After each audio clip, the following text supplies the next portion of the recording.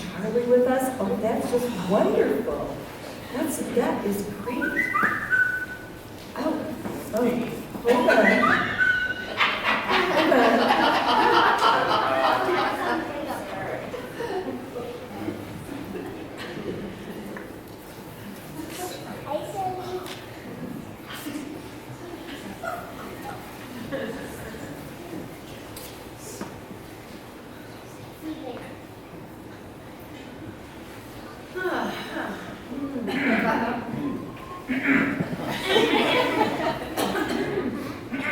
That ever happened to you?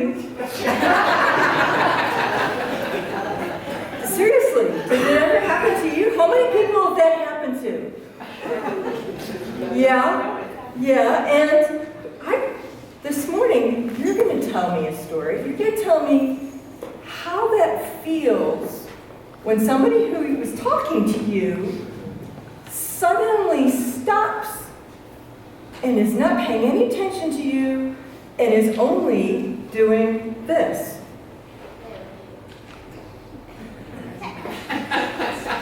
With their phone or their tablet or whatever other fun devices they have.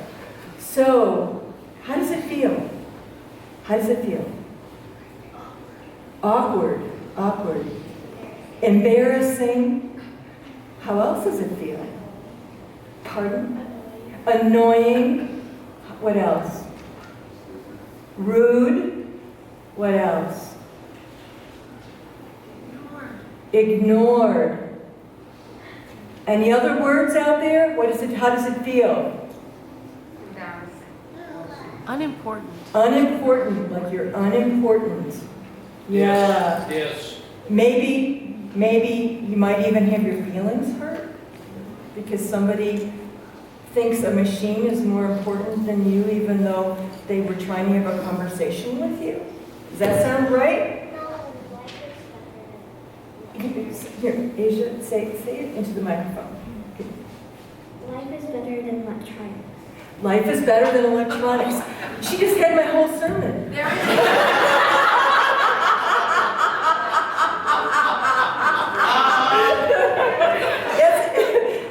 Yes, and so we're going to talk about that today. That's what we're going to talk about. And so I encourage you that when you find that happening, if you find yourself being the one, you might want to catch yourself. And if you're the one who's being ignored, you might want to think of some fun ways to say, yeah. Actually, I've done this before. Here. With my dad. Here, come here. I've actually done this before. It's because my dad always does it. I just take his phone away and just put it on his bed. There you go. Exactly. So let's explore this together in the time we have together this morning.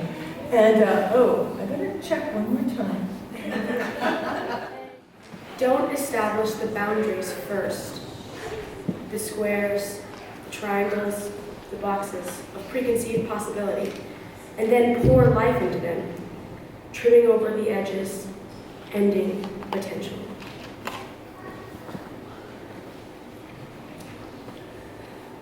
Don't establish the boundaries first. The triangles, the squares, boxes of preconceived possibility, and then pour life into them, trimming off leftover edges, ending potential.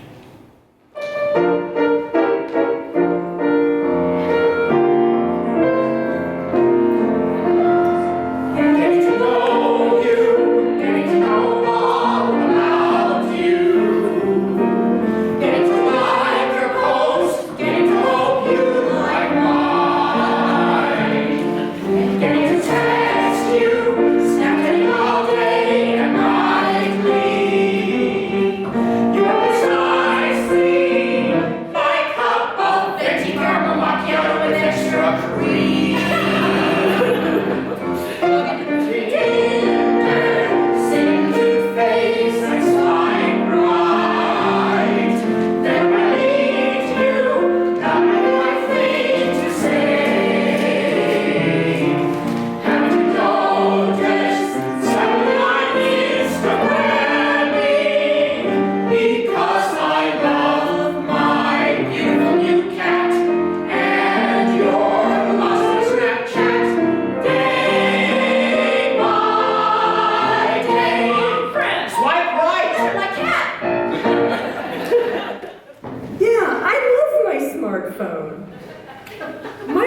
friend Ann texted me on Thursday and said, get on the Old Faithful webcam. I'm there. And so I got on, and sure enough, she's there in front of Old Faithful with her husband, waving at me and then calling me saying, did you see me?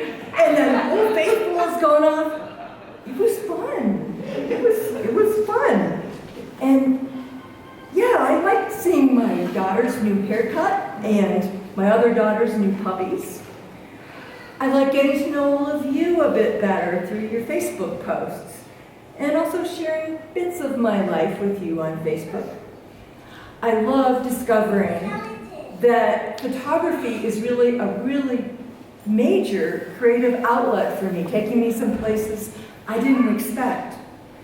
I love reading the Salt Lake Tribune, the Standard Examiner, and the BBC News feed every morning on my tablet as I eat breakfast while I'm listening to WKUR.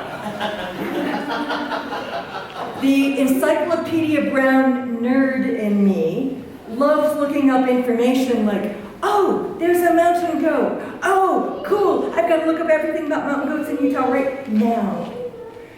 And I love that social media can gather us for social justice.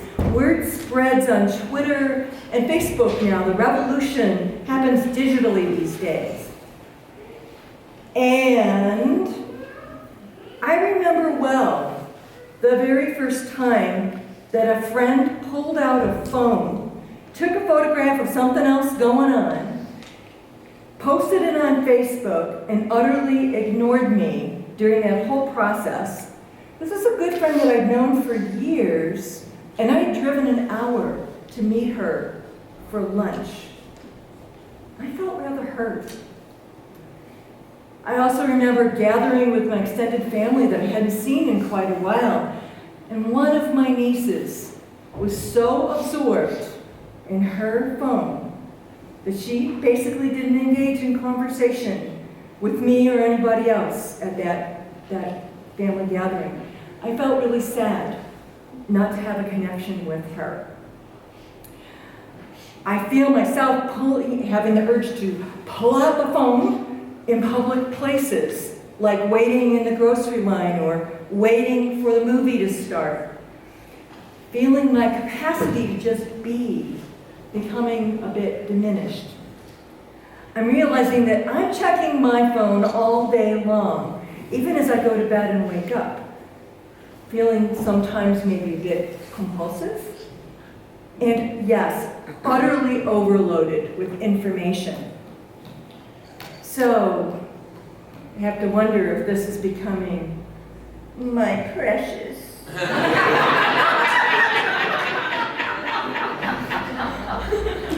So, it's a both and. I love my phone, and my tablet, and my computer, and it affects me personally and my relationships. Sound true to you? Yeah? Yeah? Yeah? We're not the only people to be noticing this or to feel concerned about it. Social scientists are studying this stuff in our culture and telling us that our love affair with digital devices is affecting us. It's affecting us personally. Scientists are telling us that multitasking is a myth.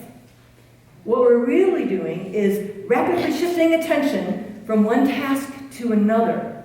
And our digital lives cause us to do this even more rapidly and repeatedly all day long. Some of us are constantly self-interrupting our important tasks at hand as we check our texts, post on Facebook, tweet, post on Instagram, whatever, all day long. And that literally uses up energy in our bodies. Did you ever notice that you crave food, especially sugary food, when you're online a lot? How many of you have noticed that?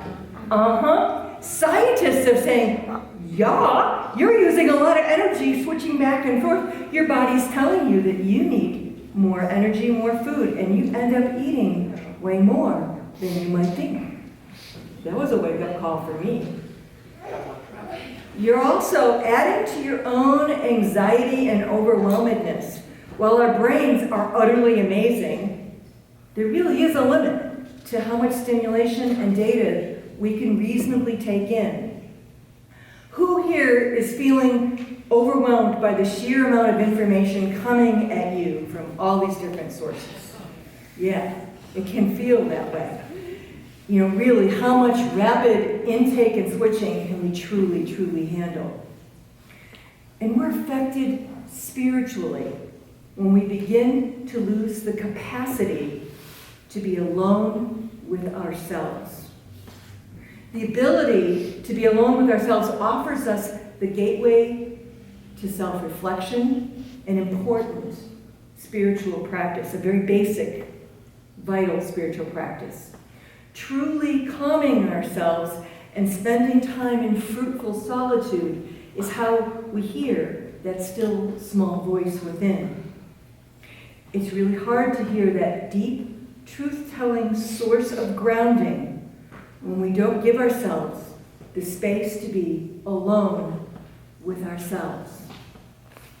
And what of our ability to be just fully present in the moment? Buddhist practice, being fully present in the moment, fully noticing where we are, who we're with, and everything going on around us. Our sense of be here now. Now, I notice myself in the grocery line pulling out my phone instead of my past way of being, where I would just be there breathing, glancing at the National Enquirer headlines for my own amusement, and also playing a little game with myself and noticing the items in the cart in front of me, trying to imagine what they would be making for dinner with those strange combinations of food. And so we're affecting ourselves in some profound ways and some troubling ways. And importantly, we're affecting our relationships with each other. While it's true that technology has birthed all kinds of wonderful new ways for us to connect, especially over long distance, social scientists are documenting the detrimental effects on how we treat each other.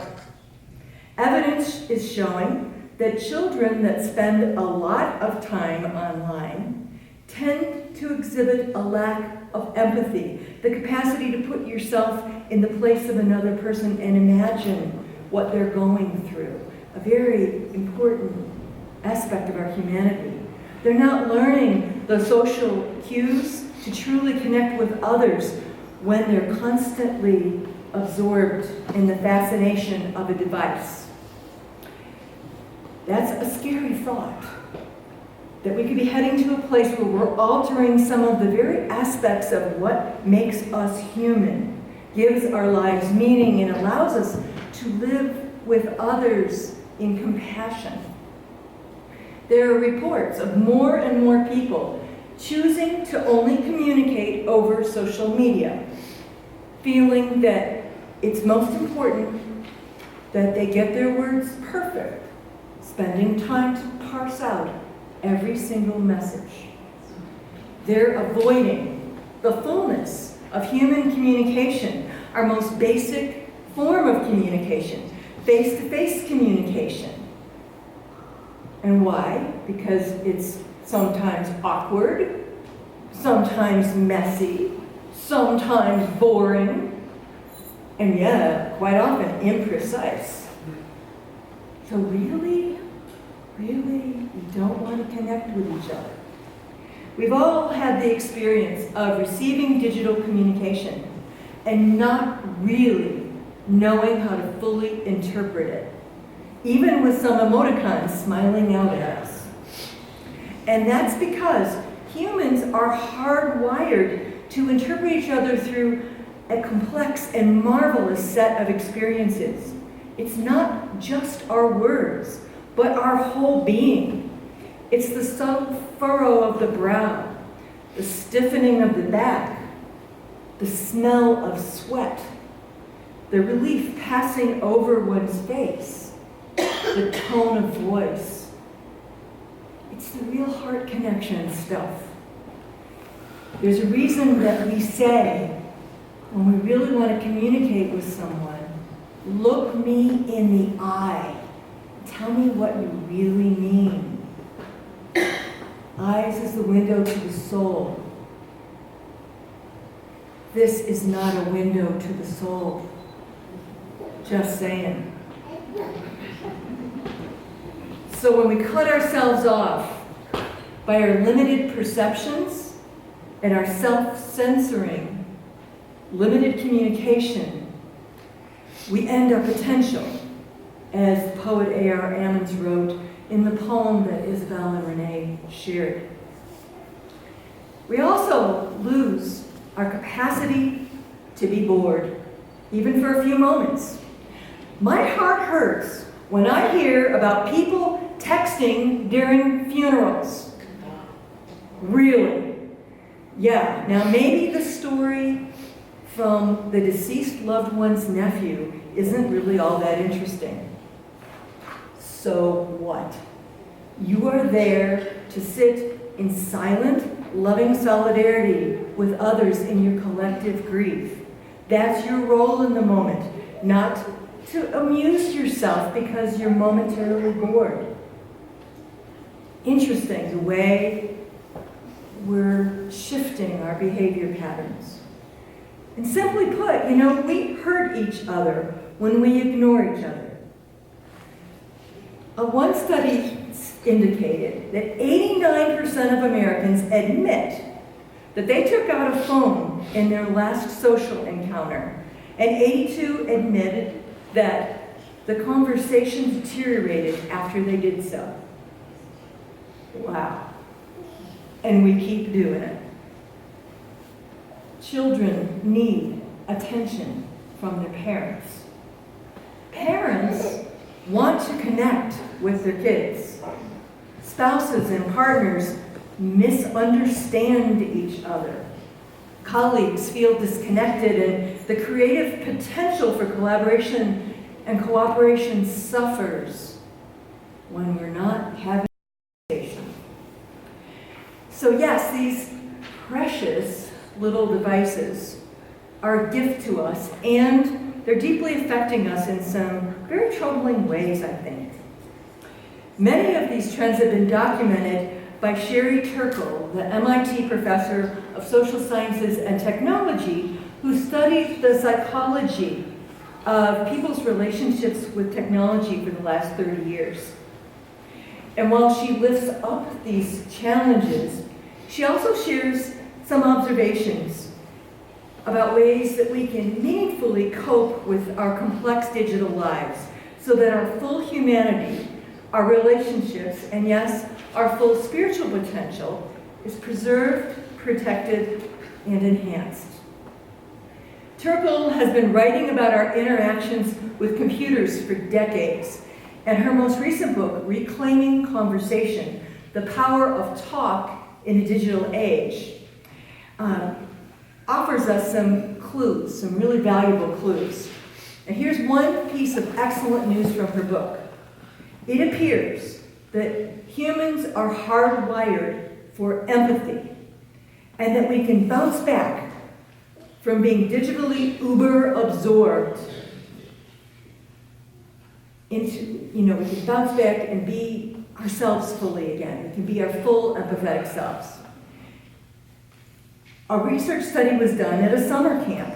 Kids who spent time at a device-free summer camp were observed arriving stressed, depressed, and not interacting very much with each other.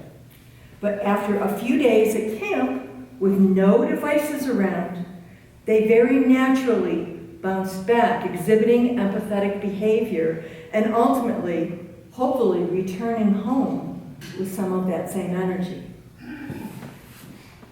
So is Turkle saying we need to go cold turkey with our phones? No, absolutely not.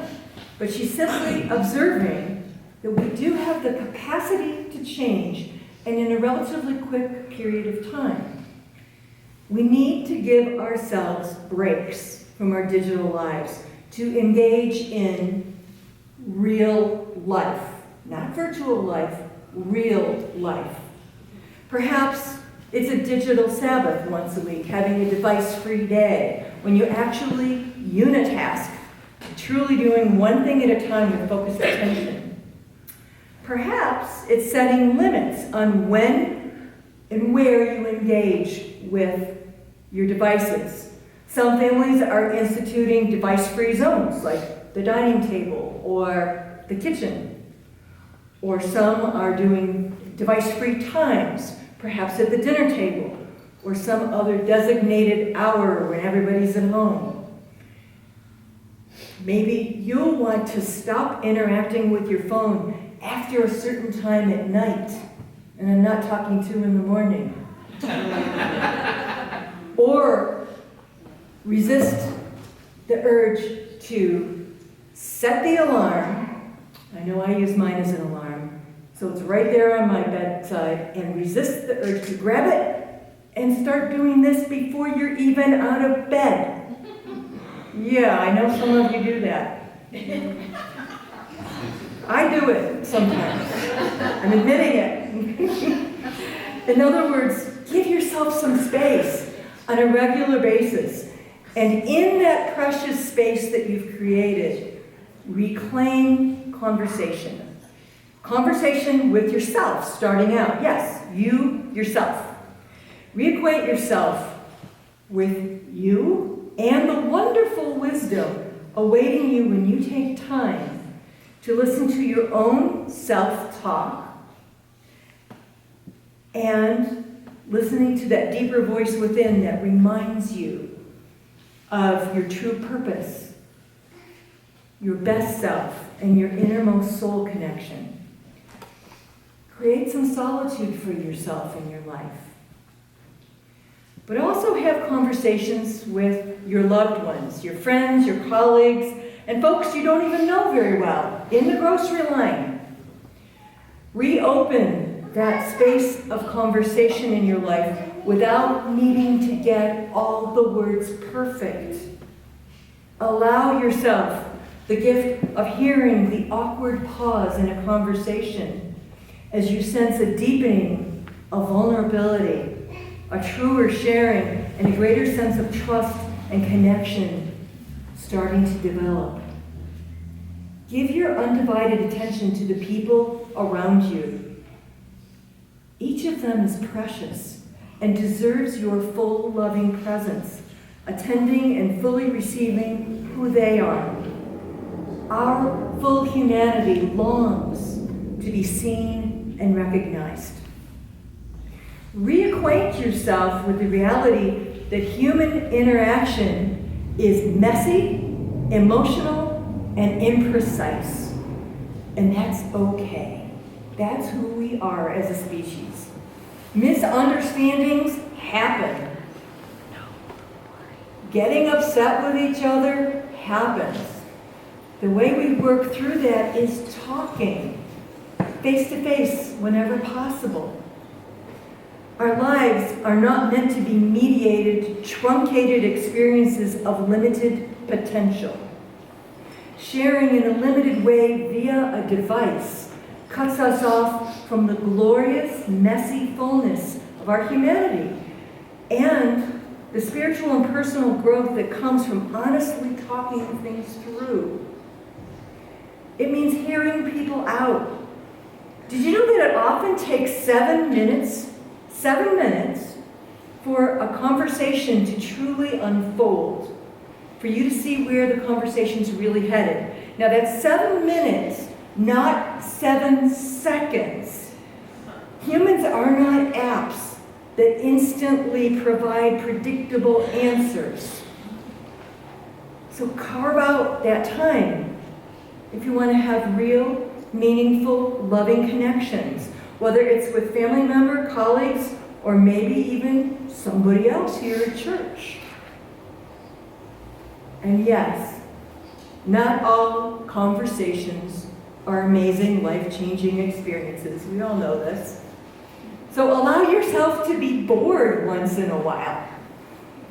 When you've heard that story before or whatever, Put yourself in the place of the person who's telling you that story, a story that's obviously important to them. Give them the gift of paying attention to what they have to say. Affirm their worth and dignity by not putting your phone on instantly because you're a bit bored. Be courageous and loving as you gently listen and engage in some real conversation. Because I truly do believe that love is what this is ultimately about. Our phones and tablets can bring us into loving connection as we Skype our loved ones who are thousands of miles away, or we share our most recent adventure of the day with others on Facebook.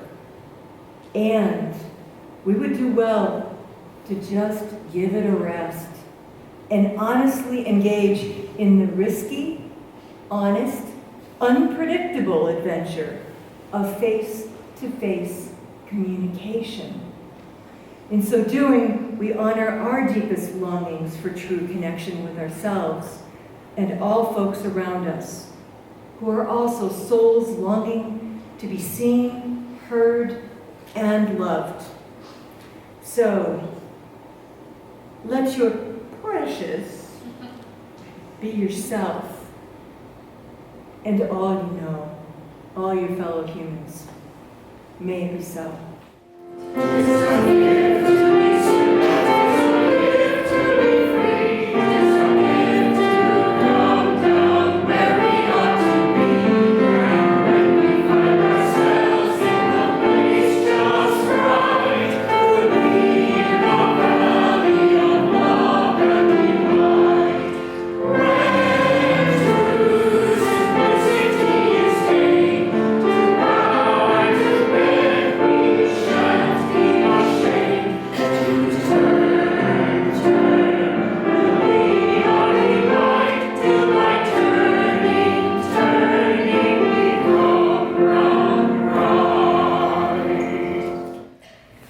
Spirit of love and life, known by so many names and felt in so many ways, help us return to the simple in our lives.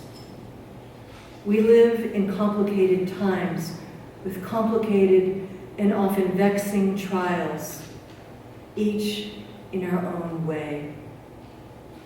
Help us to create calm, peaceful space that invites us to listen to that inner wisdom that can only speak in quietude. Help us to seek the simple with love as our guide, loving thoughts, loving words, loving acts. Help us to create life-affirming connections as we simply talk to one another with compassion and holy curiosity. May our hearts lift in endless thanksgiving and simple gratitude for the gift of life, the beauty and bounty of the earth, and our sacred links to all that is. As we worship this morning, there are those who are gentle on our minds, people that we're holding in our hearts. You're invited to speak the names of those folks out so that we may all hold them in our loving collective embrace. Please offer those names into our space now.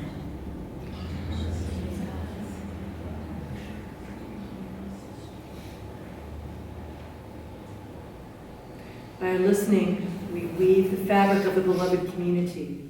May we feel the loving support of our dearest loved ones, the spirit of life that holds and sustains us, and this congregation through our times of joy and sorrow together, through our times of difficult communication and breezy communication. Let us enter into a time of silence so that we can hear the words that our own hearts need to speak to us. Shalom, salam, shanti. Amen. Blessed be.